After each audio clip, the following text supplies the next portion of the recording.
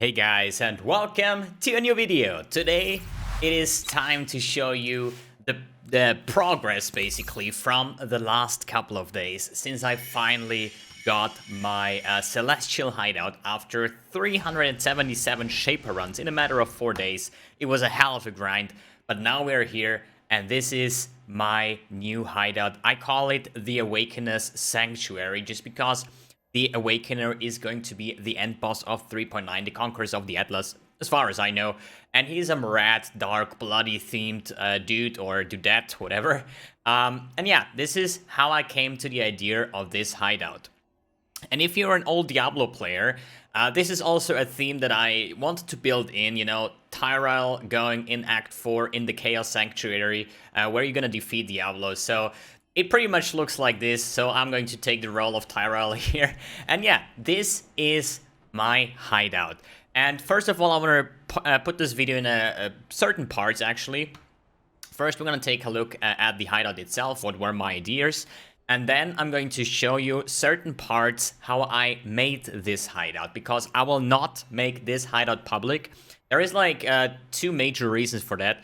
First of all, if I upload this one, and I really don't want to sound cocky in this place, if I upload this one, and a lot of people will probably use it because I think it's super insanely cool, and something completely different than the typical hideouts, and in the matter of like a month or so, like every third person will have the same hideout. And I personally think I want to keep it as unique as it is for being my personal hideout for my upcoming videos, gambling videos, and so on. And people will be like, holy shit, that hideout.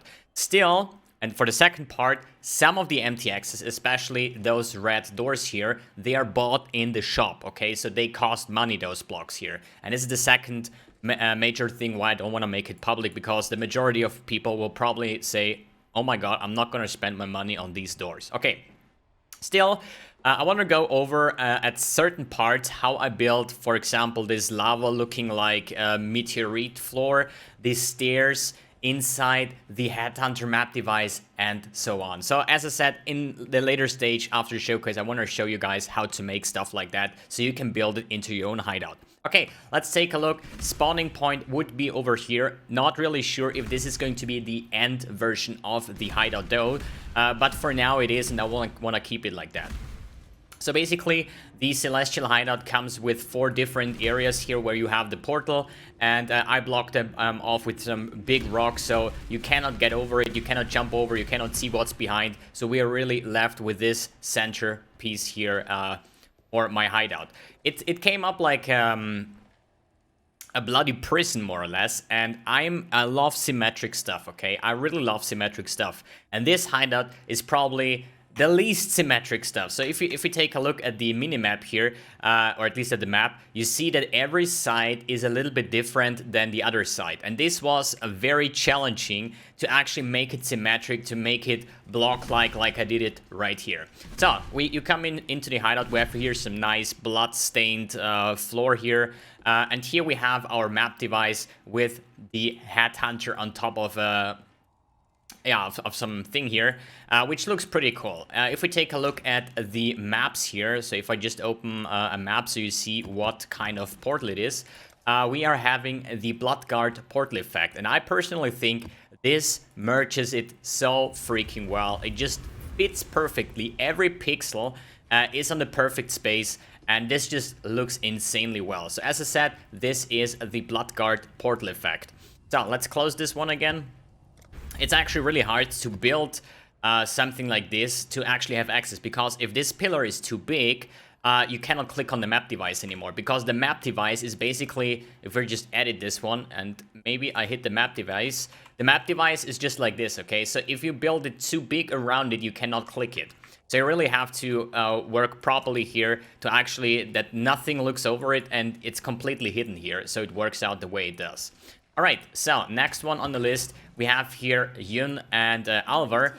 Those two NPCs are only, the importance here is because they can spawn like Safe House or the Temple. So I need space, like the map device, where I can open the portals.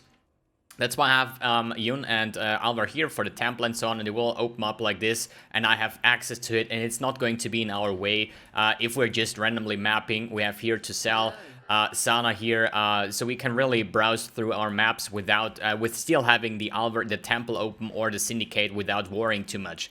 I'm still not sure if I should keep the stashes over here, because if Alvar is open, we're gonna have a blocked guild stash or the blocked stash on the safe house, right? So, as I said, this is the current state. I'm probably not gonna change it too much until 3.9, because I want to really take a couple days off of Path of Exile completely, and maybe in 3.9 we're gonna make some more adjustments, but I still want to show you the current state of the art. All right, what else do we have here? This is just like all prison style here with the upper floor, and one thing that I like is having centered stuff, okay? That means that I don't want to be like, oh wait, where is my stash? Oh, it's over here. Let's pick something up. Okay, I run the map now. Oh shit, I need to sell. Wait, where is the selling NPC? Oh, it's right here. I'm gonna sell. Let's open the map. Oh, I picked the wrong map. I need to go back. Like, I really want to have it centered, so I really have access to my stash, to selling, to map device, everything cornered around here. So maybe in the league, I'm going to place the waypoint exactly on this spot right here. So I'm really spawning in here. I still have a great layout here, and then I can just speed farm or whatever, because every time I go into my own hideout, if it's not like coming from a portal, I always have to walk the way in here, but it's just like minor things here, right? So on the bot side here, we have our crafting bench. So the crafting bench is actually, you see it a little bit, but it still fits in the theme pretty well. We have here some axiom pillars, a lot of ossuary stuff with candles. So this whole wall here is basically clickable, at least like the inside here. So I can just go here for my crafting, and to keep it symmetric, I used it the same layout on the other side, which has no function at the moment. For NPCs, it's important to just have like all your masters here for the Atlas missions. So I put Einhard over here, and Nico is... Hey, Nico. Where is Nico? Nico should be standing over here. Hello? Wow, did I just... Oh god. Nico, what are you doing? Wait, Nico. There he is. Wait, he's standing somewhere. Okay, never mind. He maybe went for a walk or something. I don't know. It's so hard to... Once you're in edit mode, it's like super hard to go around. Because if I'm just hitting my set button to highlight everything, right? You're gonna see how much of a mess it is at the moment. How many things I placed here, and you can imagine if you want to lay something down, you're always like most likely clicking on anything here, and you really have a hard time. So I always like disable the highlighting so I can mouse over and then hopefully hit the right point here. So it's quite of a mess here, okay? And yeah, this is the first ever built hideout that I've done without really having a template or anything like that. So I'm actually really happy with the current outcome. Alright, and if we go into the backside here, at the moment we have here Gintaras' hat, which basically sums up like the Awakener'S story, right? You're one Exile, you defeated everything, you killed Gintaras, you were hunting down the Shaper, the Uber Elder, the Guardians, and also until Sana decides, dude, this dude is so weird. If I look at his hideout, we better just punish him and lock him down into the Atlas here. So probably... I'm one of those Exile why Sana got worried about Exiles at all, right? So at the moment here is just a Gintaras helm face, basically when we defeated him, with all the blood coming out of his throat, basically running down here, which looks, for me personally, pretty awesome. And there is a little bug here, as you see. Sometimes you really have to switch your position to see something like that. So this should not be it. So Let me quickly cover that one up so you see how this one is done. The problem is when I'm moving down here, I basically see that I have a small red blood stain coming from the side, and this one, when it's not open, you see it on the bottom side here, that there is something open. So we're just gonna quickly cover that one up. It's actually like how you say it, a couple steps only. So, and we're just gonna predict that we're just gonna end up one over here and maybe one in the middle, and now it should be blocked up, and now it's looking good again. So really, sometimes you have to switch different angles that you actually see if something is like off space or actually on point. So back to Gintaras' head here. This could potentially become my trophy room.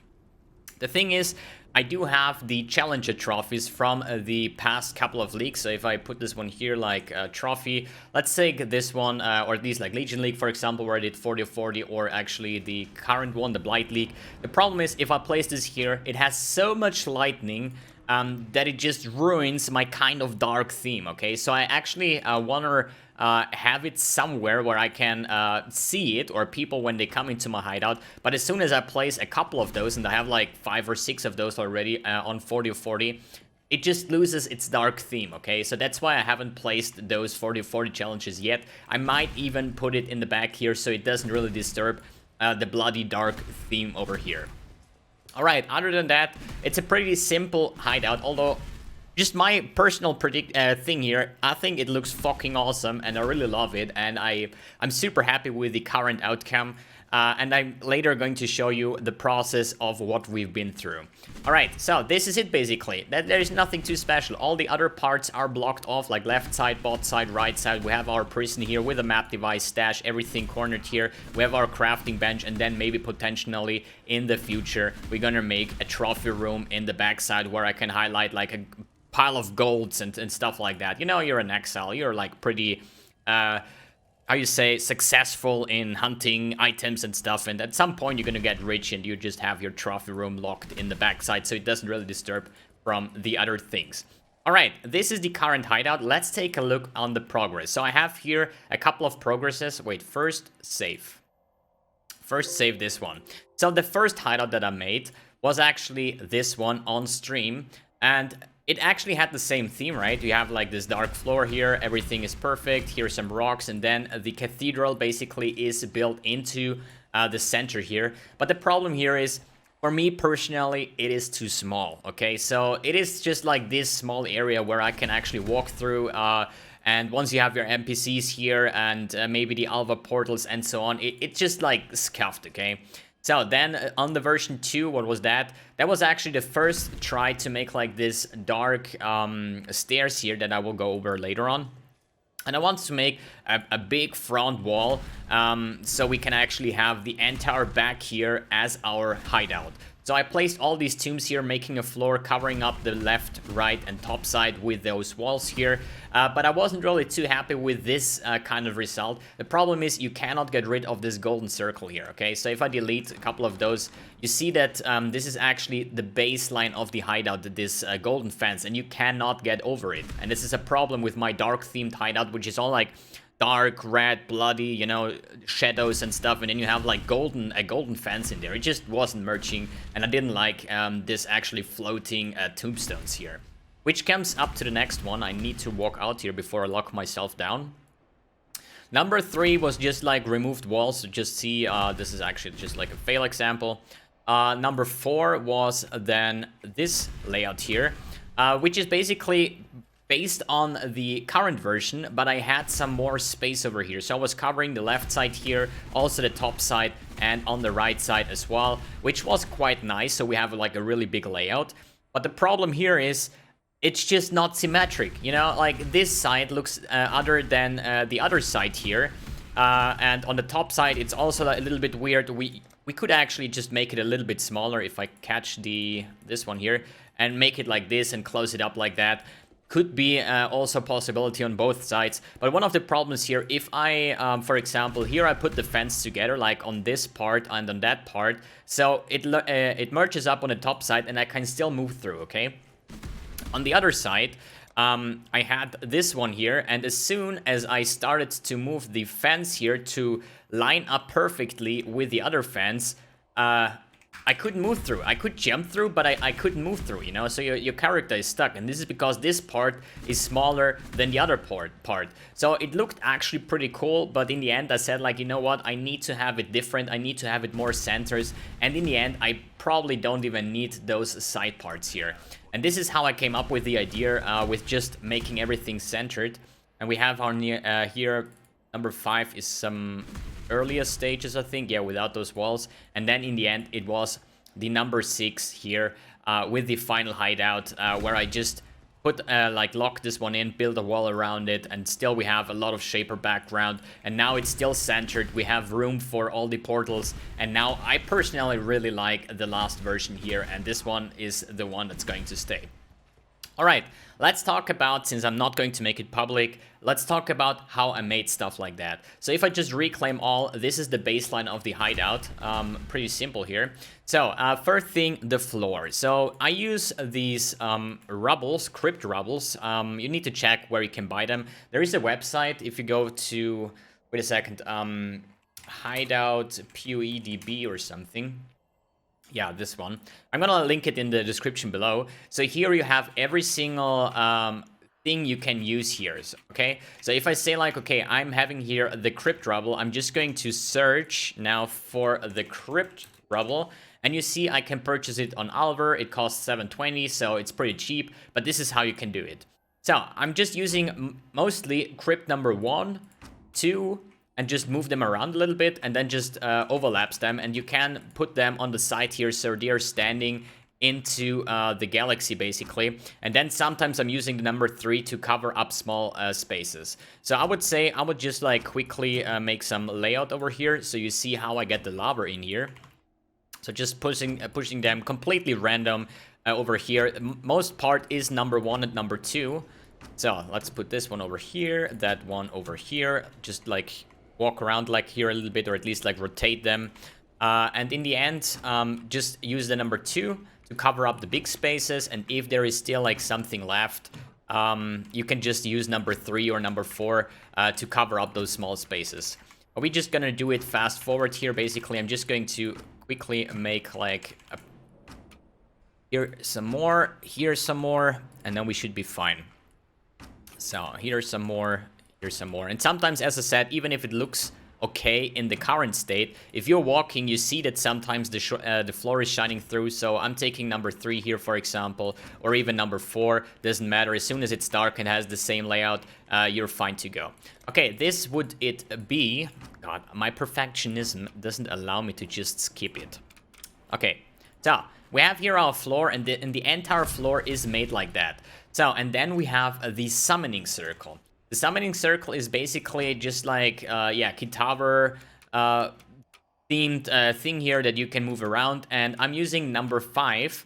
And since the crypt rubbles have a higher, how you say, a higher stage than this one, I can just move it below that. And then you have this actually this cool looking lava texture with the summoning circle.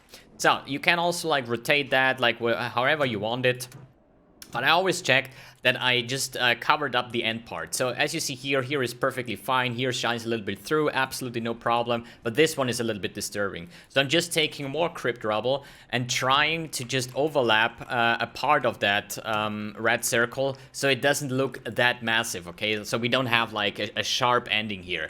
And this is how you basically do it, and then you just keep on going, placing those crypt rubbles all over the place, and then just adding a lot of those summoning circles, number 5, and just rotate them so you have this lava-looking floor. And in the end, once you're done, you're gonna end up having something like this. And I think it looks pretty cool in the end.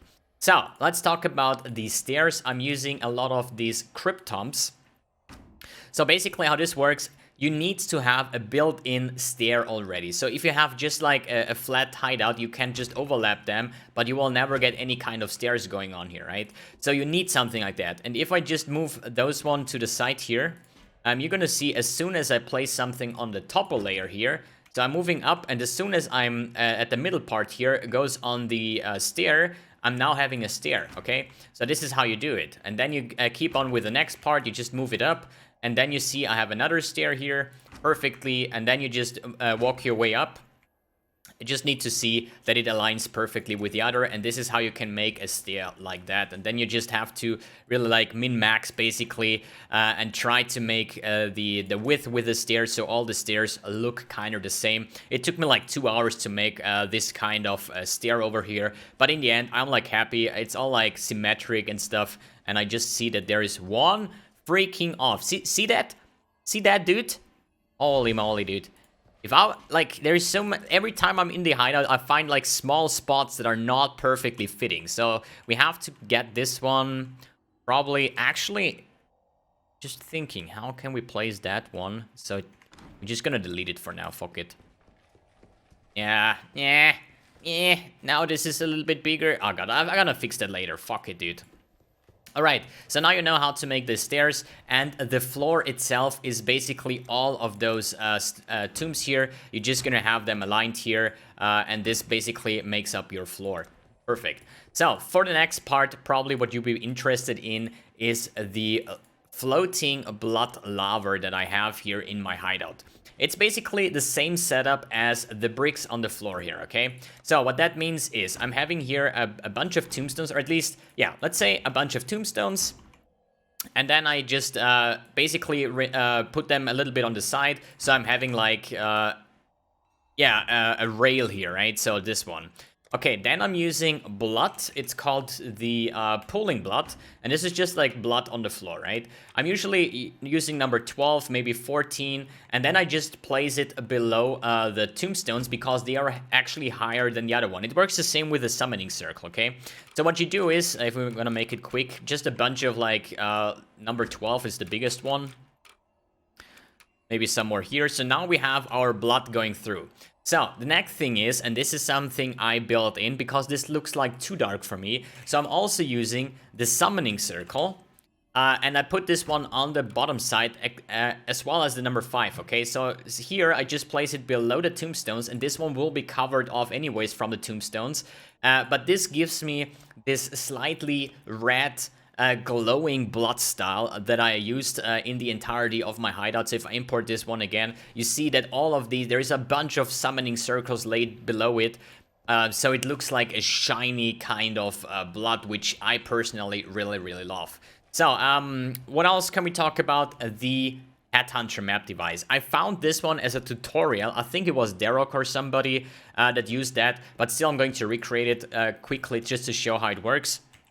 You have here those skull display. These are just like, just like a trophy here with a skull on that one, and you have multiple versions here. And I personally use number 5 as the front layer, and then I'm using a bunch of number 4. I think it was 4. Yeah, 4. So we have like 2, I would say, skulls. And so now you need to align it perfectly onto each other, or at least like a little bit off. So you can basically rotate that now and forming a circle. So next one over here, using number 4 again. Where is it? Number 4. So now we're gonna put it a little bit so the skull looks like this way, or at least in camera this way. And just move it over now. And yeah, this is how you do it. This is now how you can start off. Let's take another one, number 4. Let them look a little bit at the back side. Move it over again, and then just try to make a cool looking circle around with the other one. And once you've done that, I'm using a bunch of ossuary stuff. This is the like the candles and that kind of stuff. And here is one, I think it was the ossuary grave marker. If we scroll down, we have like just a black one. And I think this one is the one that I used. So I'm just moving that below that. So it looks like the Headhunter is actually on top of this tomb here. Without having this weird trophy stance, right? So if I just import the one that is the finished version here, you see that you see nothing from the tombs anymore. Then I placed a fire on the bottom side that you cannot see, but just so we have this highlighting here. And yeah, this is my Headhunter map device. It looks pretty awesome, I have to say, and I have to give credit to the creator. I'm not sure, I think it was Derok that showed how to make something like that. And yeah, this is it for now. This is my hideout. I hope you guys enjoyed it. And as I said, this is the first time I'm building a hideout, so it was a lot of time invested trying to make things work, because it's the same with like creating your first build, you know, it sucks. It just sucks. So you keep on doing, and you try to take the best of every single try that you had, and in the end, you have something like this. And yeah, I'm pretty happy with this one. I hope you enjoyed the kind of tutorial, how I made certain stuff here. And the rest is just like fences and like a lot of tombstones and the rubbles to cover up these spaces, and then some large rocks to finish off the bottom side, so you cannot get over that, so it looks like pretty blocked. Okay guys, that's it for now. And yeah, let me know in the comments how you like the Awakener'S Sanctuary. And yeah guys, thanks for tuning in, thanks for watching, and see you on the next video.